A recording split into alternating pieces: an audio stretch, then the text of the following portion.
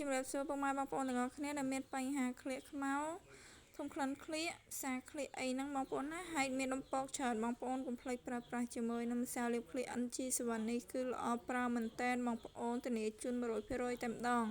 នេះលាបទៅគឺបាត់បំបត្តិក្លិន 100% មិនថាបុរសឬក៏ស្ត្រីទេហើយវ័យចំណាស់ម៉ានក៏អាចប្រើបានដែរឲ្យតែមានធំក្លិនផ្សាក្លៀកហើយដុំមានដំពកនិងក្លៀកខ្មៅបងប្អូនណាអាចប្រើបានទាំងអស់គ្នាធានាឲ្យនេះជាផលិតផលកូនខ្មែរបងប្អូនណាជាប្រភេទម្សៅបងប្អូនវាមានអត្ថប្រយោជន៍ច្រើនគឺបំបត្តិក្លិនហើយនិងបំបត្តិសង្វាក់ក្លៀករបស់យើងហ្នឹងហើយក្លិនចេញពីខ្លួនហ្នឹងគឺធានាបាត់តែម្ដងហើយសតែម្ដងបងប្អូនណាកាន់តែលាបកាន់តែក្លៀកយើងស 100% ប្រើបានតែបុរសនិងស្ត្រីបងប្អូនណាដែលត្រូវការអីអាចកម្មង់បានបងប្អូននេះធានាជូនតែម្ដងសាញ់ម្សៅវិញឲ្យអួយតែម្ដងហើយម្សៅហ្នឹងគឺផ្សំចេញពីធម្មជាតិសុទ្ធតែម្ដងផ្សំចេញពីម្សៅគុយខ្យងម្សៅកាឡាវ៉េនឌ័រហើយនិងសាច់ជូរតែ 15% ទេបងប្អូនណាហើយម្សៅម៉ត់របស់យើងគឺល្អមែនតែនបងប្អូនអាចប្រើប្រាស់ជាមួយនឹងសាច់ម្សៅហ្នឹងក៏បានដែរបងប្អូនខ្លះគាត់ថាប្រភេទសាច់លេគាត់លាបទៅគឺវា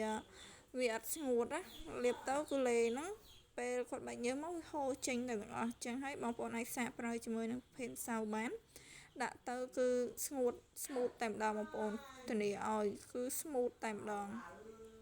កាន់តែលាបកាន់តែស្មូតមិនថាបុរសឬក៏ស្ត្រីបងប្អូនណា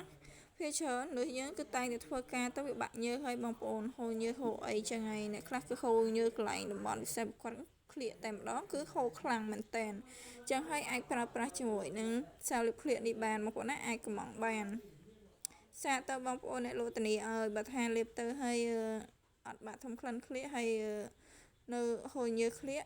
ធានាដូរយកលុយវិញបងប្អូនធានាពួកអីអ្នកលក់ប្រើផ្ទាល់ដែរបងប្អូនណាប្រើផ្ទាល់ហើយអ្នកលក់ហ្នឹងគឺអាសាធំក្លិនក្លៀកដែរហើយក្លៀកក៏បាញ់ញើសខ្លាំងដែរបងប្អូន